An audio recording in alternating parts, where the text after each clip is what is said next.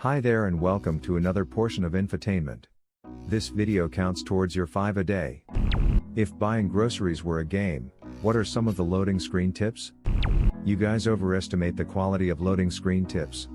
After selecting your items, you can pay at the counter. Need many groceries? Get a cart. Don't forget to reload Dr. Freeman.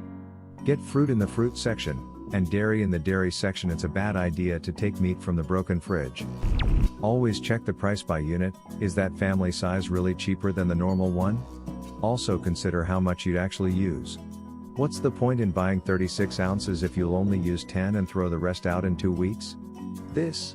My mom always bought the biggest thing of potatoes because it was cheaper, and then half the bag would rot because, surprise, we don't eat that many potatoes. I thought that was just how it had to be, for years. It was an amazing feeling to buy a smaller thing of potatoes for myself as an adult, and then to finish it all with no waste. Tip: don't shop on an empty stomach.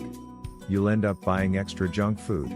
I actually have the opposite problem. I can't shop on a full stomach.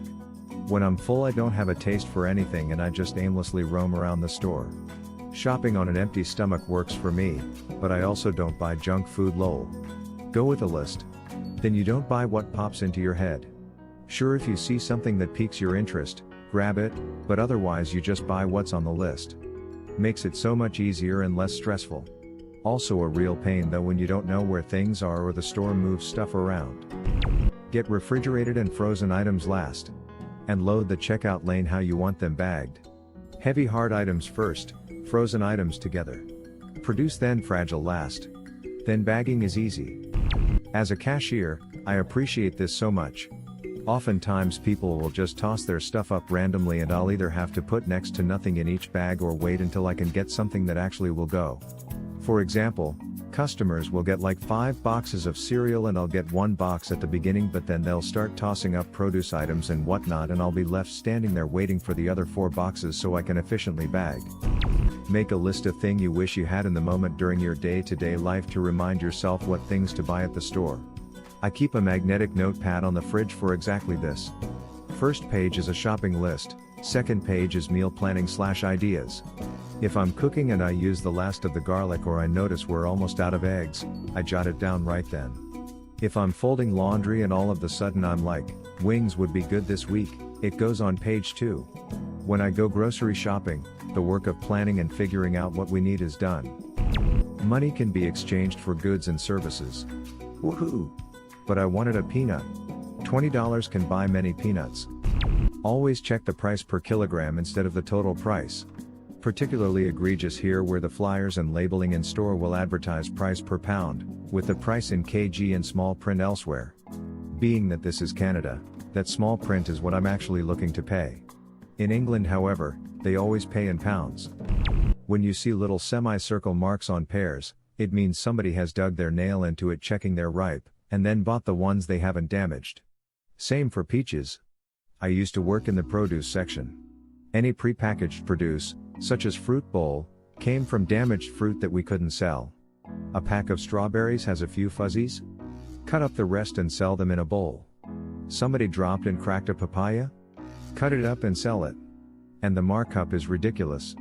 A pineapple costs $3 and takes me 5 minutes to cut up. Half of a pre-cut pineapple at the store cost $8. Checking expiration dates.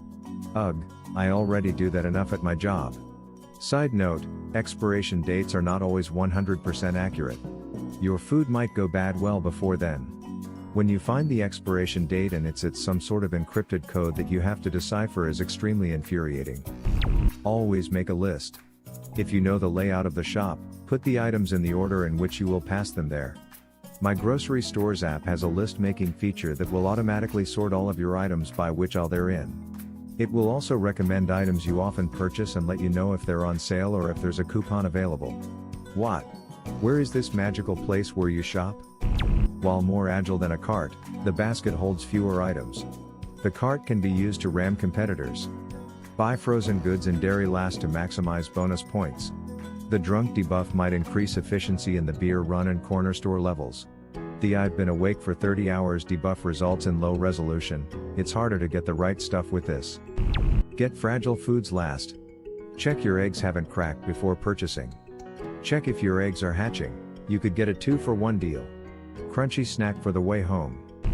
Bagels in the bread aisle are $3.69, but you can get some good ones for half that in TBE refrigerated aisle.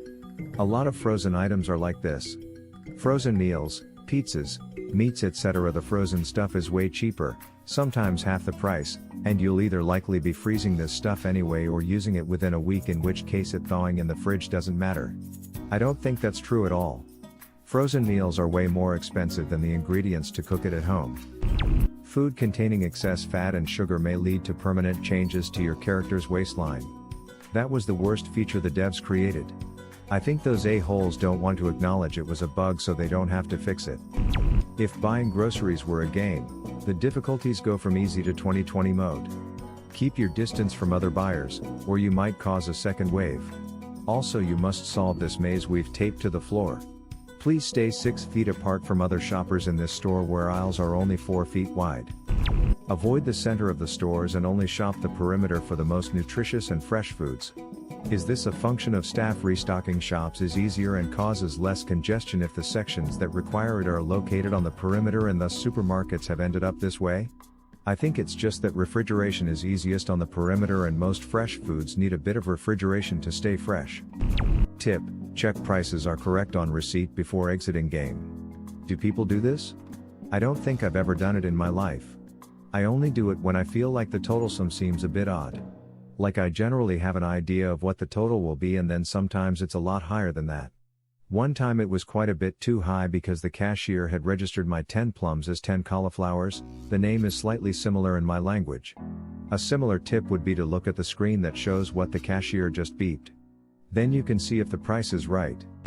Try not to buy products that are in your direct eyesight, buy the ones that are at the bottom to save money. Unless the ones at the bottom are sweets. They're in the direct line of sight of kids, so prices would probably be higher if they're sweets. Older things are placed at the front of the shelves, newer at the back. If you're stocking a pantry for long storage, get from the back. Sorry, supermarket workers. You have betrayed the secrets and must pay the ultimate price for your transgression. Your punishment has been decided. You must change the box crusher and then clean the public toilet. If someone is standing in front of the product you want, stare aggressively at them or pretend to be interested in something else until they move. You must not be a Midwesterner. "Oh, let me just scooch past ya." What would have been your answer or question? Leave it in the comments below. Slap that like and subscribe button for more, and check out the link in the video description for even more answers. Peace out, and catch you in the next video.